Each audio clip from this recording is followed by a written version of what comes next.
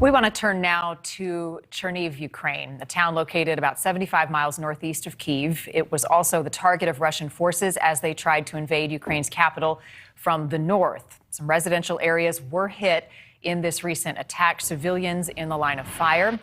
A woman named Yulia survived the bombing, and what you're seeing right now is her video.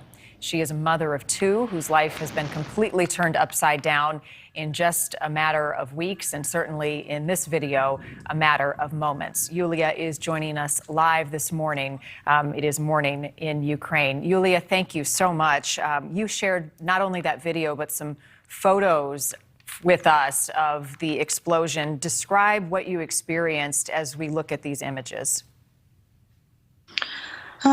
It was a very difficult period of that time because we had air raid sirens all the time, non-stop, and people were really exhausted because every time when you hear the siren, you need to go to the shelter or to the basement and wait some time. And there were bombing, shooting all the time, and we went down and up all the time. But then we were so exhausted that we came to our flat and we wanted to eat a little bit. We stood around their bowl of soup, which was cold because we didn't have electricity, we didn't have gas, we didn't have water.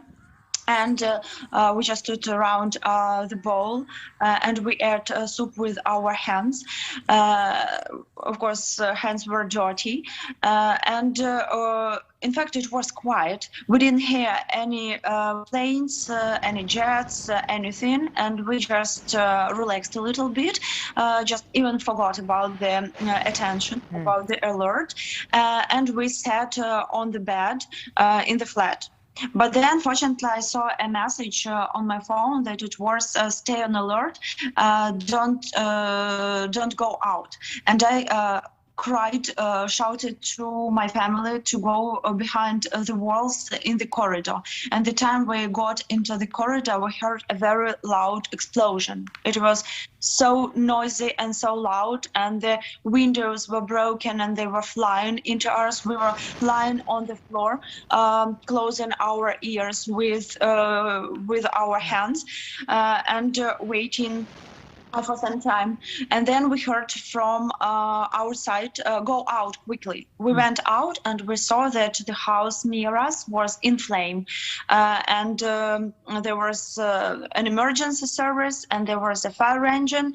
And my husband ran to that house because it was his parents' house, my parents-in-law. And he ran there and there were a lot of bodies which were in blood. Some people were dead, and some bodies were like part of bodies. There were separate legs, separate Oh my arms. gosh. Yes, there was a body with the head, and the head was shouting something unhuman. Car, which you can see on the picture, is my car. It was broken by the piece of bomb. It didn't start. It doesn't move anymore. And my husband ran to the house of his parents. Unfortunately, mother was in the shelter. Father went outside to the shop, and his brother was damaged. He was inside. Yes, the piece of bomb just touched his face and head a little bit, but fortunately he was alive. But 47 people were killed. Children, just civilian people. I must say that I must emphasize that that is the place where just people live. That is, there are a block of flats. There are no military strategy points. There are just people who want to live in peace. And it is so cruel. It is so cruel. The first time we saw all those pictures, we were shocked and we didn't even react, like we were motionless. And only then, in some time, we realized what's happened. And it is very difficult to understand that you lose your flat, you don't have anything. But of course, we're happy that we stayed alive because some people. Yulia, I just, boy, hearing you recount this story and looking at these images, I don't know how you begin to process it. And you've got two little kids. How old are your kids? They are 11 and 13. How do you explain this to them? What's happening? What are they asking you? We have been staying in shelter for almost 2 weeks, and during this time they understood everything because people speak only about the war. People speak only about the news. We just command after each bombing.